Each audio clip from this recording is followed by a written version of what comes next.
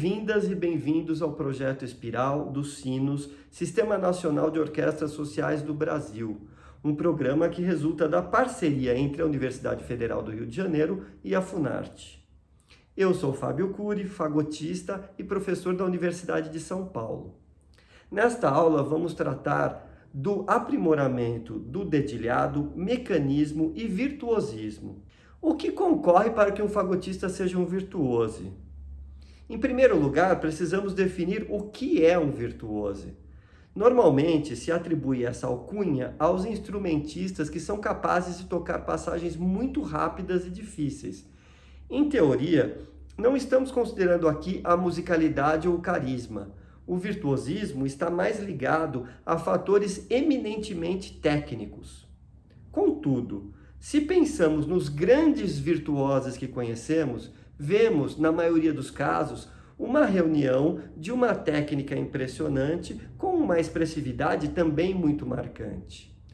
Em certos casos, podemos falar em uma espécie de virtuosismo musical, em que o intérprete não impressiona pela quantidade de notas, mas pelo refinamento artístico, pelo controle de dinâmica e colorido ou pela resistência. Para mim, em muitos casos, as passagens ou movimentos lentos são os mais difíceis. A construção de um edifício sempre deve ser iniciada pela fundação. Quanto mais alto for o prédio, mais forte deve ser sua sustentação estrutural. Da mesma forma, o primeiro passo para tornar-se um virtuose é ter um grande domínio dos fundamentos do instrumento, ou seja, postura, respiração, embocadura, controle da língua e dos dedos. Quando se imagina um virtuose, normalmente se diz: fulano ou fulana tem muito dedo. Desta forma, vemos que se associa fortemente a agilidade da técnica à agilidade dos dedos. Essa observação não é falsa, mas também não é totalmente completa. Uma das coisas que se admira no virtuose é sua capacidade de fazer staccatos muito rápidos. Para tanto, ele ou ela vai necessitar também de uma língua treinada e uma sincronia perfeita desta com os dedos. Por outro lado, se a respiração não for boa, é difícil pensar que a articulação possa ser precisa e ágil. Saltos extensos ligados também são considerados virtuosísticos, como por exemplo na Ciranda das Sete Notas de Villa-Lobos ou na Valsa Dolorosa de Mignone. Seria complicado realizá-lo sem um controle acurado da embocadura e da pressão de ar. Se a postura não for adequada, por outro lado, possivelmente a respiração e o apoio vão estar comprometidos. O virtuosismo, portanto, não se alcança somente com a agilidade dos dedilhados, mas com uma somatória de fatores sem os quais os dedos também não vão funcionar.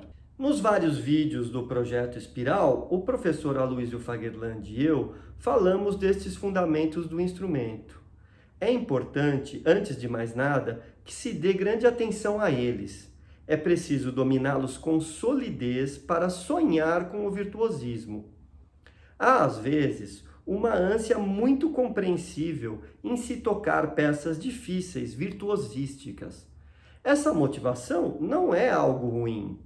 Pelo contrário, é importante conservar esse entusiasmo, manter sempre a paixão do estudante em conhecer novas peças e vencer desafios. Isso é o que move o intérprete. Esses desafios devem ser vencidos, no entanto, com um mínimo de pragmatismo. O virtuosismo não é só a velocidade, é controle, afinação, acuidade e limpeza. Todo estudo técnico ou do repertório deve se pautar por esses princípios. Exercícios de escalas, arpejos e técnica de forma geral devem ser realizados com grande concentração, como se fossem uma verdadeira meditação com o instrumento. É nesse momento que o instrumentista se volta para os fundamentos e aprofunda sua consciência corporal. É a partir desse diagnóstico bastante sensorial que podemos detectar o que precisamente não está funcionando. E assim aprimorar os pontos fracos. Por isso, não me canso de repetir que o instrumentista é ele mesmo o melhor professor que pode ter. Esse tipo de afirmação pode soar como um clichê, um jargão. Da mesma forma, costumo dizer que não há milagre que faça de um instrumentista um virtuose. A ambição deverá ser, portanto, diretamente proporcional à dedicação. Entre uma parte dos músicos, todavia, há um certo culto equivocado à genialidade. Explico-me um pouco melhor. Para alguns, parece-lhes mais atraente a ideia de afirmar que são virtuosos sem muito esforço, dedicando apenas um tempo mínimo de estudo, poucas horas. Isso desestimula o estudante que, em sua dificuldade diária de romper limites, passa a crer que não é dotado ou talentoso o suficiente para encarar os desafios da performance. Creio que existam, sim, casos realmente excepcionais em que isso possa acontecer, ou seja, alcançar um grande resultado sem muito esforço. Mas, geralmente, encaro com certa desconfiança esse tipo de afirmação. Eventualmente, um determinado intérprete de grande excelência, grande sofisticação, pode não estudar com a mesma intensidade no presente, usando, portanto, a experiência acumulada em toda a sua carreira para maximizar a eficiência de um estudo mais concentrado.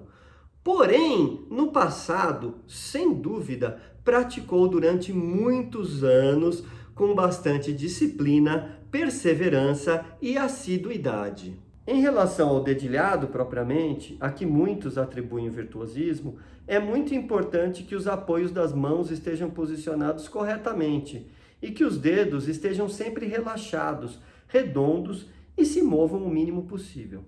Esses aspectos têm de ser observados com rigor. Alguns autores, como Ole Christian Dahl, advogam uma pressão variável dos dedos, defendendo que um pouco mais de tensão, às vezes, pode trazer mais controle e clareza em certas passagens. Pessoalmente, procuro deixar os dedos sempre relaxados, embora concorde que a ideia de maior pressão possa conter um certo descontrole e afobação em determinados fragmentos. Para passagens especialmente difíceis e rápidas, é inevitável que o estudo se baseie em muita repetição. Há de se ter paciência para ser um virtuoso. Tradicionalmente, se aconselha que a prática se inicie sempre com um andamento mais lento, reduzido, que vai sendo acelerado progressivamente à medida que se adquire proficiência. Mais recentemente, há uma outra corrente que defende que estudar lento faz com que o cérebro se prepare para tocar lento também. Portanto, para tocar rápido, seria importante estudar no mesmo andamento, ou seja, no andamento original, desde o início. Como isso normalmente não é possível, sugere-se fragmentar a passagem em pequenos trechos, estudando separadamente e depois juntando-os pouco a pouco. Eu faço um pouco das duas coisas. Além disso, penso também em exercícios que não são realmente a repetição da passagem em questão, mas que trabalham os fatores ou esses mesmos fatores em que a dificuldade reside. Para mim, algo que me parece fundamental é memorizar as passagens difíceis. Tenho a impressão de que é só a partir da memorização que certas passagens começam a funcionar. Isso não deveria surpreender. Afinal, de fato, como assinalamos no começo desta aula, não são os dedos os reais protagonistas do virtuosismo.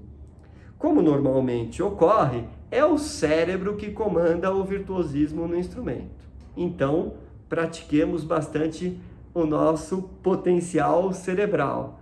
E com essa mensagem, me despeço de vocês, esperando-os na próxima aula e deixando um grande abraço.